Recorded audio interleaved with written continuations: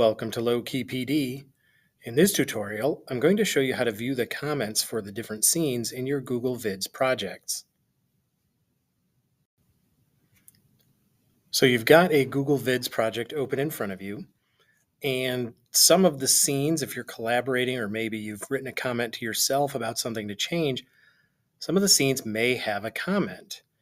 And in order to show all the comments, if you go to View and you click on Show Comments, you don't really see anything that jumps out as being any different. The change here is very subtle. And what this does is it will show you down on the slide down here. Notice this little bubble here with a 1 in it. That tells me that that particular slide has a single comment on it.